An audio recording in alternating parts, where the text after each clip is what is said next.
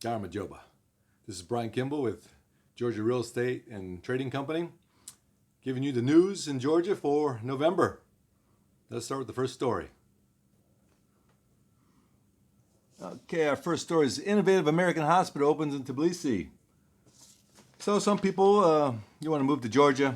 Maybe you're wondering about the health care. Maybe retirees are actually going to retire there, live there the rest of their lives there.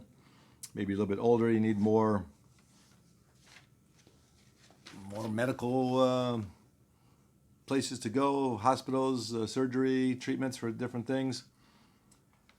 So actually the United States government has helped open a hospital in Georgia. As we know, it's very important for everyone, actually. So in October, the hospital actually opened in the middle of Tbilisi. So it's a good central location. Shouldn't be too difficult to get to.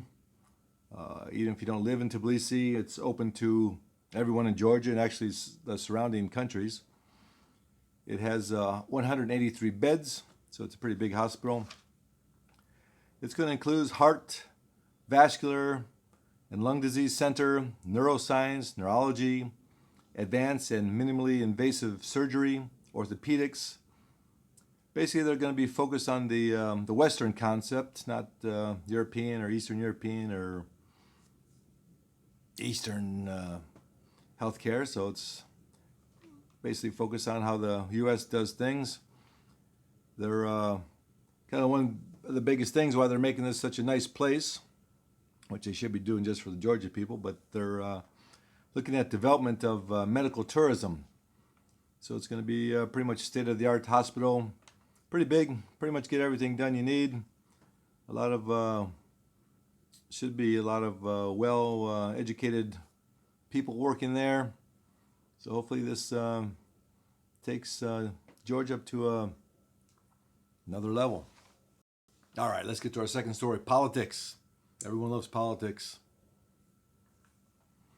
So with politics, as you know, there's usually bad news involved. I'm going to give you a kind of a sad story this time also. So like I told you before, we're going to look at the good and bad of Georgia. I'm not just going to give you all the good stories. So as you can see from this one, wrong and guilty or right and innocent. So this is a story again about the third president of Georgia. We're not going to get into this case too much. Actually, the story is more of guys just kind of complaining. I don't know which way he's leaning. If he's thinking the president is guilty or not guilty, I don't know. He just thinks whatever they do, it's going to be bad for the country. But Georgia's trying to deal with the convicted third president of Georgia. As I told you, he's been convicted, but as the story, the title, is he wrong and guilty, or is he right and correct and innocent? I mean, so who knows? That's what they're trying to figure out. But in Georgia, it's the number one issue today. Kind of above any other thing that's happening in Georgia. It's what's happening with the third president. And it seems like kind of in a lot of other countries, even the U.S., the nation is split in half. So some people think he's innocent, people think he's guilty. They're not going to really discuss it, but it's kind of a big problem in Georgia today, like most countries. So I don't know if you hold that against Georgia or hold it as normal like other countries, but it's politics. What are you going to do? All right, let's get to our next story. A little better news. Sometimes business can be good. Business news can be good. Sometimes it can be bad. So let's talk about business and the economy. But this time we'll have some good news for business. So Carrefour, which is actually it's a big grocery store all over the world. I used to shop there when I lived in Indonesia. I believe I shopped there when they had it in Malaysia also. So they're all over the world. I guess they're based out of France. But you see, Carrefour and Finex Co-op organized a potato festival to support local farmers in Georgia. So What's happening here is these companies, number one named Carrefour, they're supporting the local farmers, which is good news for everybody. The festival will be held at 3 different Carrefour stores, and they're going to have 12 varieties of potatoes. I didn't really know they had 12 varieties of potatoes, but you know, Georgians love potatoes. I'm sure there's more varieties than that, but 12 is pretty good. When I lived in Vietnam, they had about 15 varieties of apples always available. Kind of strange, but the potato is the 4th largest crop in Georgia. So if you come to Georgia, you're going to have to eat some potatoes. Who doesn't love potatoes? French fries, those from potatoes. But a lot of dishes in Georgia are made with potatoes, so if you don't love them, you'll learn to love them. They're good. Let's get to our next story. So our next story is going to be about social news. Let's take a look. So you see, Georgia develops National Plastic Waste Prevention Program. I don't know what took them so long. We all know plastic is not the best for us, not the best for the environment, not the best to cook with. It's a pretty big problem, but it makes it convenient for all of us. So, I don't know if this is a good story. Well, it's a good story, but it's kind of a bad story. It's kind of strange to me, but basically it says it's a 10-year strategy and a 5-year action plan. So I don't know why it takes 10 years to develop this and 5-year action plan. I don't know what that actually means. I kind of know what it means, but I don't know how difficult this is. It's not too difficult. When I lived in Indonesia, when you went to the grocery store, they'd actually charge you money to use the plastic bags. So what I do now, not because, or what I did is I didn't want to pay for plastic bags, of course. So that's why I started bringing my own cloth bags. And actually, sometimes you go to different stores. I went to a furniture store in Vietnam, and they actually just coming in the door, I didn't even buy anything. They gave me a canvas bag, which I can use for groceries.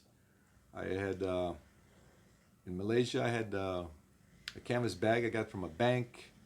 I would get canvas bags from MRI. When you go take an MRI, they would some of the hospitals or facilities would put the MRI in a canvas bag. So now, ever since then, I've been using canvas bags. I like the plastic bags, but I get so many of them. It's what do you do with them? You kind of have to throw them out. I do use them for garbage bags, so I get more use out of them. But even with using my canvas bag, I still get too many plastic bags. So, but I'm trying. But like I said, it's not too difficult to come up with some quick programs. Like I said, in Indonesia, they charge you to use a plastic bag in the grocery store. But the biggest problem is when you buy food or drinks on the street, they put it in a plastic bag. People drink out of it or eat out of it, and they throw it on the ground. So it really wasn't a very effective program. You know, quite recently they had the ban the straw, which I think is kind of the dumbest things you can do. You need the straw to use for drinking. If they were smart, if they really cared, they would have got rid of the plastic top for when you eat inside the store. You don't need a plastic top unless you're takeaway. And even I don't go to McDonald's anymore, but even McDonald's, if you eat in the store, they pack everything up in paper for you. So now you have to open it up and just throw it away. It doesn't make much sense. So it doesn't take much common sense. It doesn't take much time. I don't know why it takes so long, but because it's government BS. So anyway, you can do your own part. You know what to do. Let's get to the next story. So our next subject is sports. Sports is pretty big in Georgia.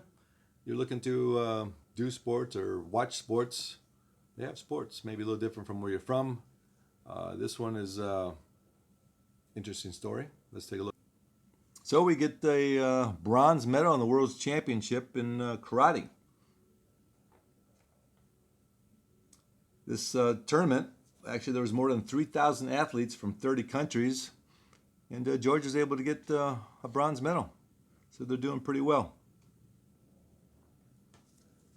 So there's a lot of things you can do. Like I said, I mentioned before, I always mention, but there's karate, there's judo, there's wrestling, there's weightlifting, there's hiking, there's mountain climbing, there's the ocean. There's a lot to do in Georgia if you want. or you could do nothing, up to you. But sports is pretty big, even chess. I think last news I told you about the chess tournament. Chess is very big in Georgia. So if you want to use your brain more than your body, you can do it. All right. Let's go and get to our last story, culture. So this is kind of a good story and a bad story.